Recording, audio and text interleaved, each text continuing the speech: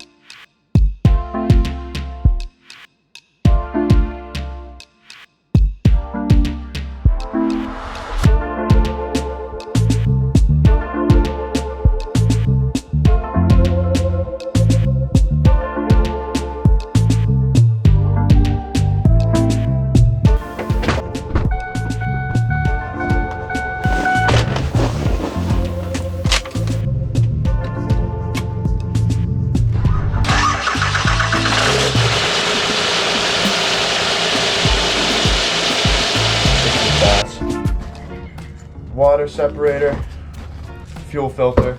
We got the specialty pack, 20% off. Oh, as I dump them all out. But comes with 4 filters. They last 15 to 25,000 miles a piece. What's up, guys? Bert from bertbuilds. Hope you're enjoying all the vlogs. The Cummins build is coming along, so all the support has been so amazing for that. And we've been banging out our to-do list like crazy. Like crazy, boys. Like, I'm not kidding you. And our goal is to get this thing up and running for the 4th of July. That's our goal. I mean, we have a ton of things to do. We might be able to make it happen. So, the Cummins build, what does it need? She needs quite a few things, boys, quite a few things. Wasn't transferring the power we needed down to the starter. Now we have everything though. Everything's all hooked up nice. We got our boost gauge, aircraft carrier, engine start button. So that's all good. This pump for our 6-port is no good. New pump head. This will do up to 100 psi for fuel. This is what pumps the fuel, and then there's also a sump that sucks fuel from the bottom of the tank and runs it through, I forget what they call it. It's not a compressor, but it sucks all the air out of the fuel because diesel fuel is very foamy. And when it sits in your tank and you drive and stop and shake it up, you don't want that air getting sucked down into your fuel system, and then your fuel doesn't burn as clean because you have air in it. So that's what this system gets rid of. And this right here cost me $400 for all this stuff, and a full setup for it, 95 12-valve Cummins with the pump head and lines and everything is about $800 or $900 for this pump.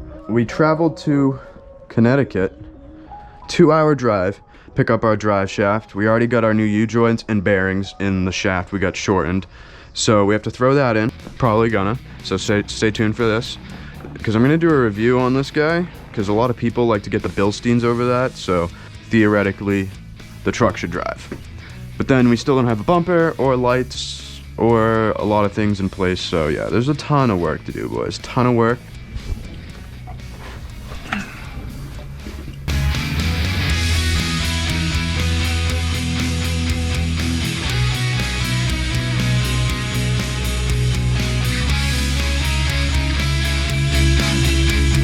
Junk filters are out. Drained out the fuel out of those guys. So now we gotta get the pump head down, replace that guy, get our new spring and ball in there. Feel worse than the cheapest doctor's gloves I've ever felt. Water separator. Fuel filter.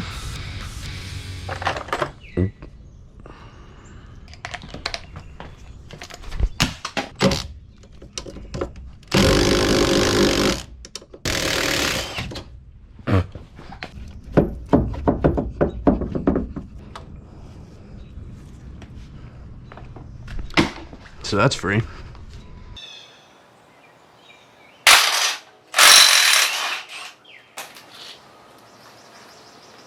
Here's our new spring and ball from Fast. I called them, they got me the right exact part numbers I needed. Very great customer service over there, I believe. Wow, they gave us 2 sets of O-rings. Upgrading from a 10 to a 30 amp fuse on this Fast system here. Going right down from the positive terminal up on the driver's side battery is where your fuse is. We're sweating in right now.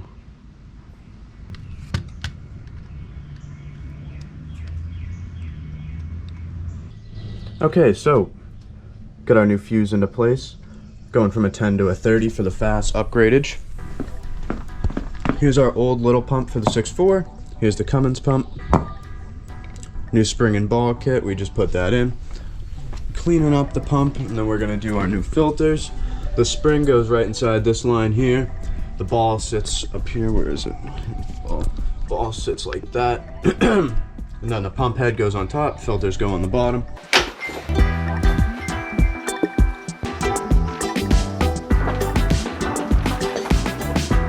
Now the lighting's not very good.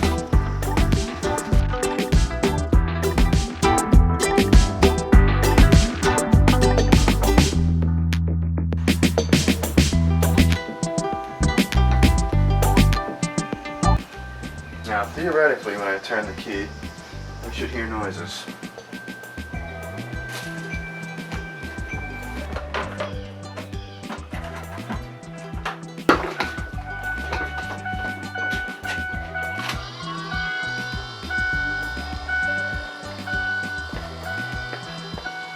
Into the fuel lines up top. We got the new fast, new head on there.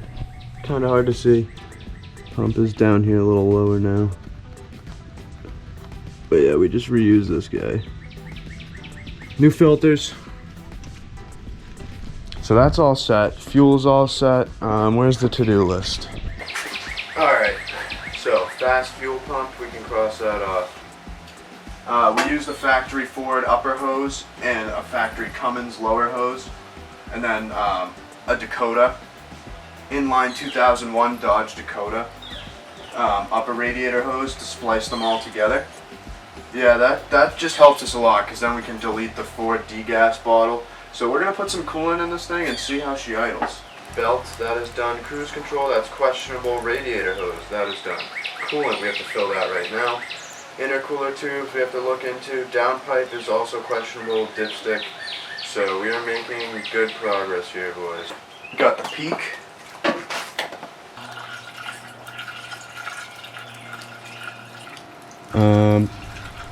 We were adding coolant and we're getting a bit of a drip right away, so I'm confused where it's coming from. Why?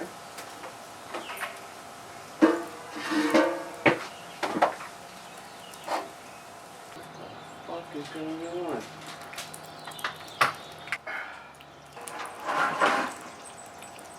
Hopefully this fixes the old pinhole we got going on in our Mishimoto right now, because it really pissed me off. I was like, wow, the radiator hoses were way easier to... Shake, shake, shake, shake, shake, shake, shake, shake.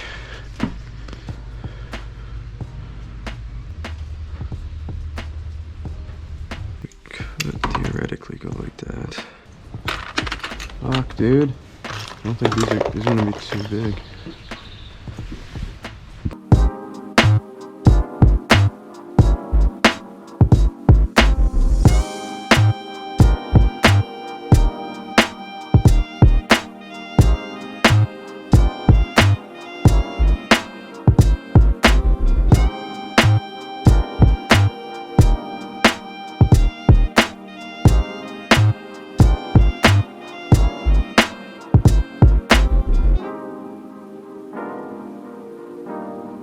Cut it out of the way. Just a heater hose. Get in there.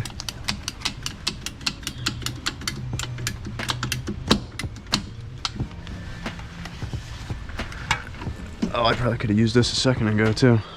Yeah, not really.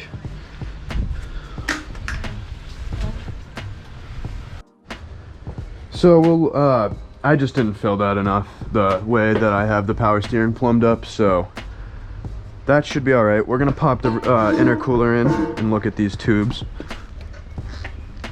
And I need to have my bungee cable ready to go.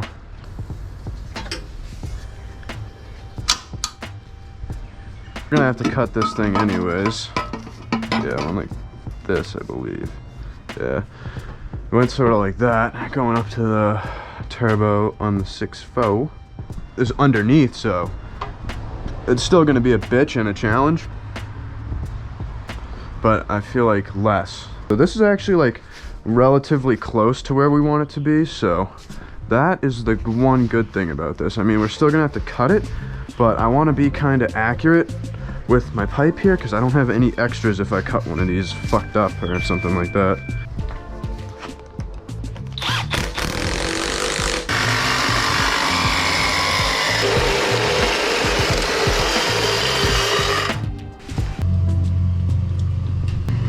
These clamps weren't designed to be in the spots that they're in, so I was trying to make stuff easy to take apart, and I think I achieved that because everything is sort of in a good spot.